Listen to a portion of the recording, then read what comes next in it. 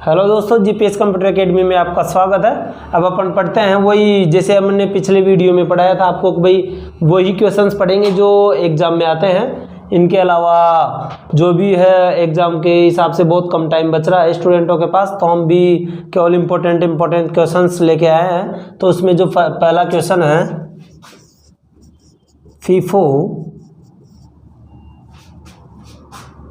का पूरा नाम क्या है? ठीक है, तो इसका पूरा नाम है first in first out. First in first out. और ये किस में काम करता है? क्यू में काम करता है। ये किस में काम करता है? क्यू में। चलो ठीक है, दूसरा क्वेश्चन है NQ, ये NQ है DQ में अंतर बताइए। ठीक है, NQ व DQ में अंतर बताइए। तो अपन बात करते हैं NQ की। जो NQ यह Q में एलिमेंट को इंसर्ट करने के लिए प्रयोग में ली जाती है। ठीक है, यह क्यू में एलिमेंट को इंसर्ट करने के लिए प्रयोग में ली जाती है। और जो NQ होता है, NQ यानी क्यू में एलिमेंट फ्रंट एंड से डिलीट होता है और रियर एंड से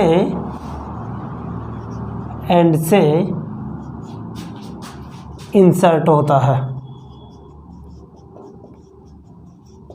ठीक है, फिर अपन बात करते हैं DQ की। DEQUE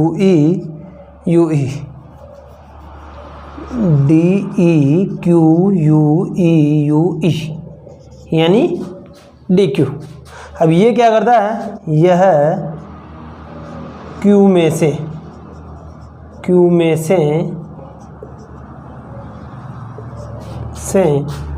एलिमेंट को डिलीट करता है।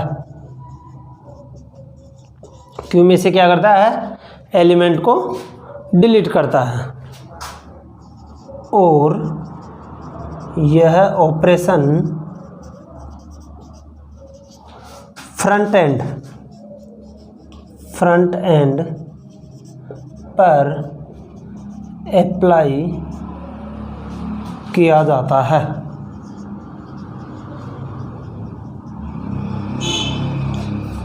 ये दोनों के बीच में अंतर होगा। ठीक है, चलो इसके बाद में नेक्स्ट क्वेश्चन अपन देखते हैं। मैं इसको मिटा देता हूं। नेक्स्ट क्वेश्चन है अपना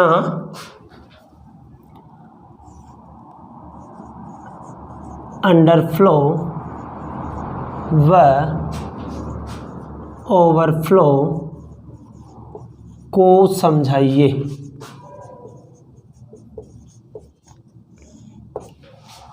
अंडरफ्लो व ओवरफ्लो को समझाइए।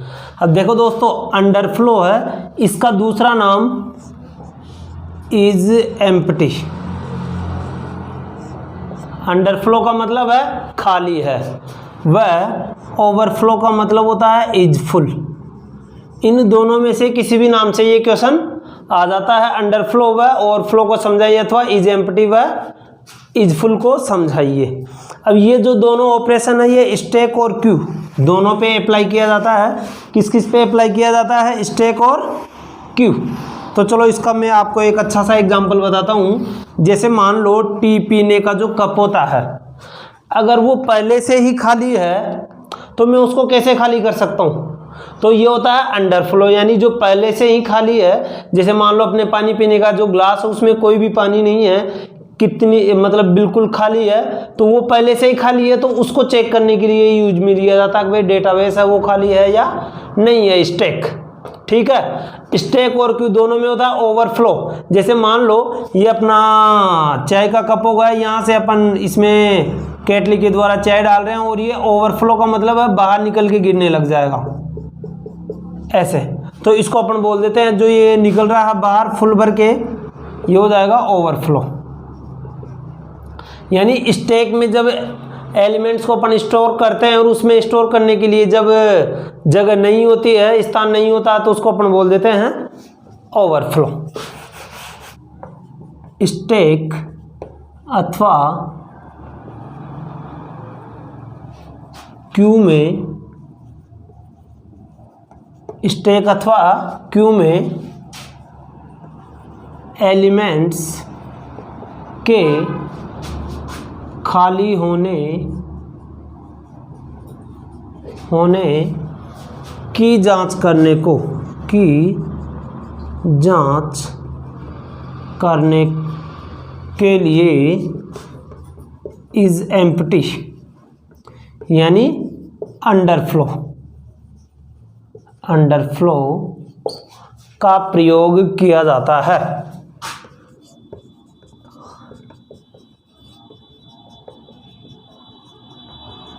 ठीक है दोस्तों, यानी क्यू के खाली होने की जांच करने के लिए हम अंडरफ्लो का उपयोग करते हैं, और अंडरफ्लो को इज एम्प्टी के नाम से भी जाना जाता है। फिर दूसरा अपना आता है ओवरफ्लो।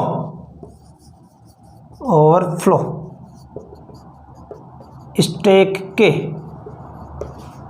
भरे होने की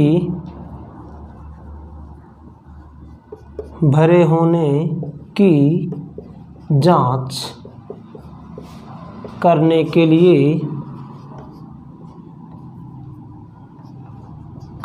लिए ओवरफ्लो या इजफुल का प्रयोग किया जाता है।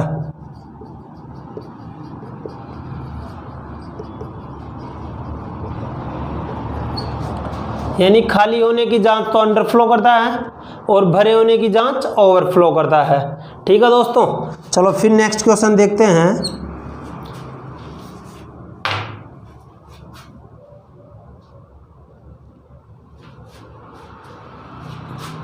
स्टैक क्या होता है ये अपन ने पहले वीडियो में देख लिया है। इसके बाद में अपन बात करते हैं नोटेशंस की। ये वही क्वेश्चंस है जो एग्जाम में बार बार पूछे जाते हैं और इनसे बाहर एग्जाम में क्वेश्चन आता भी नहीं है, इम्पोर्टेंट है। नोटेशंस क्या होते हैं, ये अपना क्वेश्चन है। चलो इधर देखो, ये इसका आंसर है किसी भी एक्सप्रेशन या स्टेटमेंट, किसी भी एक्सप्रेशन या स्टेटमेंट में ऑपरेंड्स व ऑपरेटर की स्थिति बताने या जांच करने की प्रक्रिया को नोटेशंस के नाम से जाना जाता है,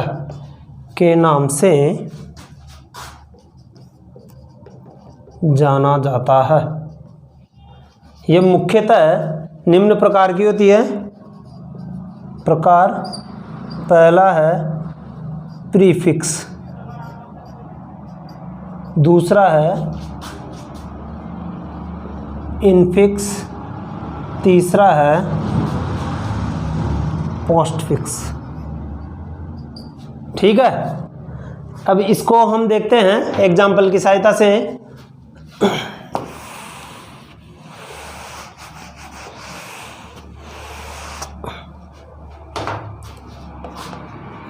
इनफिक्स, इनका मतलब क्या होता है मध्य में, इनका मतलब क्या होता है मध्य में। तो अपन ऐसे आइडिया लगा सकते हैं x प्लस वाई, तो ये जो है किस में है, मध्य में है। ये दोनों तो क्या है आपके ऑपरेंड्स है, और ये आपका क्या है ऑपरेटर है। यानी ऑपरेंड्स के मध्य में अगर ऑपरेटर स्थित होता है तो उसे क्या बोलते हैं, इनफिक्स। दूसरा है पोस्टफिक्स। पोस्ट का मतलब क्या होता है, बाद में, यानी ऑपरेटर है वो ऑपरेंड्स के बाद में होगा। X Y plus Y Z plus A B plus C plus plus, तो ये है आपके पोस्टफिक्स। फिर इसके बाद में है प्रीफिक्स। प्रीफिक्स, प्री का मतलब होता है पहले, प्री का मतलब क्या होता है, पहले। अब अपन बात करते हैं पहले कैसे, जैसे plus X Y multiply A B division A B, तो ये सब आपके प्रीफिक्स, पोस्टफिक्स और इनफिक्स के एग्जाम्पल है। ठीक है, इसके बाद में अपन नेक्स्ट क्वेश्चन देखते हैं। DBMS के एप्लीकेशंस कौन कौन से हैं। एप्लीकेशंस का मतलब मैं यहाँ पे यूजेज भी बोल सकता हूँ। ठीक है, पहला है बैंकिंग में, बैंकिंग में DBMS यूज आता है। दूसरा है एयरलाइंस। तीसरा है स्कूल मैनेजमेंट।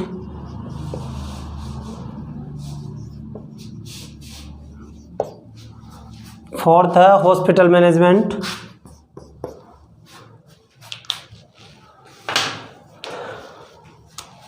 फोर्थ है हॉस्पिटल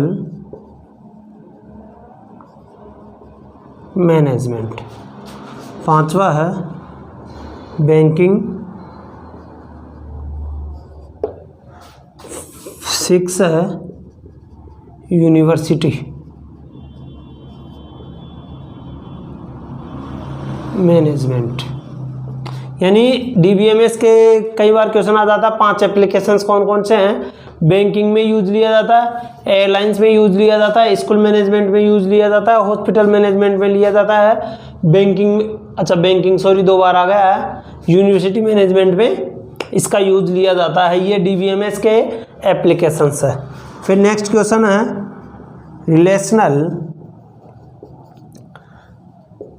डेटा मॉडल्स से आप क्या समझते हैं।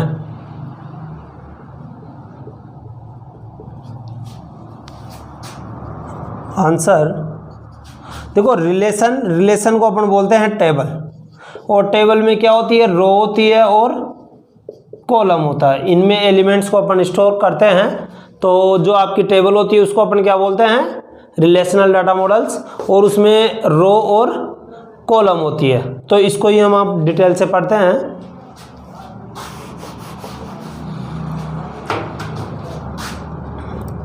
इंफॉर्मेशन को स्टोर करने के लिए रिलेशनल डेटा मॉडल्स का प्रयोग किया जाता है।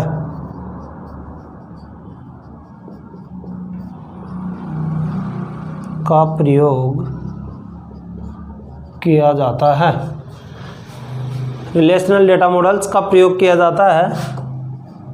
रिलेशनल डेटा मॉडल अर्थात टेबल, रो व कॉलम। रो को बोलते हैं टपल्स और कॉलम को बोलते हैं एट्रीब्यूट्स।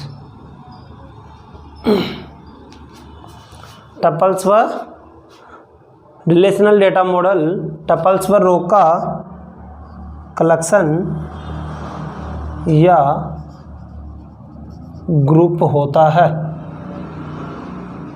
ठीक है, इसका अगर अपन चित्र की सहायता से एग्जाम्पल देखते हैं तो ये ऐसे बन जाता है।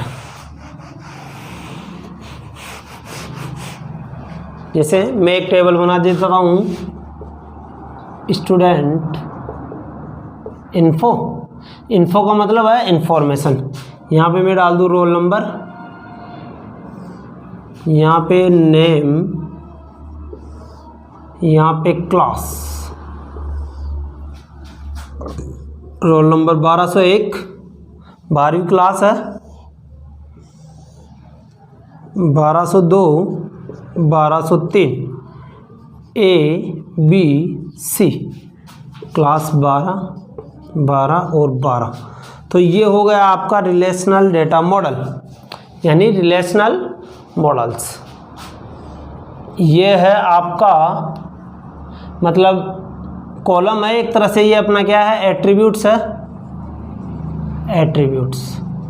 और ये देखो, एक तो हो ऐसे, यानी मैं इंफॉर्मेशन को ऐसे पढ़ूँ 1201, 1202, 1203, तो ये हो गया एट्रीब्यूट्स। और एक में ऐसे इंफॉर्मेशन पढ़ूँ 1201, नेम ए और क्लास 12, तो ये हो गई आपकी टपल्स। टपल्स या रो। टपल्स को अपन क्या बोल देते हैं, रो, और एट्रीब्यूट्स को अपन बोल देते हैं कॉलम। तो ये होता है आपका relational data models. Relational data models. Structured data क्या होता है? ठीक है, ये क्वेश्चन है अपना। ऐसा डेटा जिसका प्रारूप पहले से निर्धारित होता है,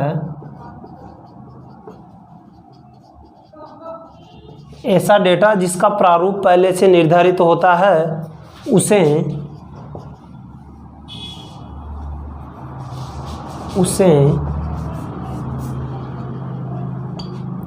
स्ट्रक्चर्ड डेटा कहते हैं।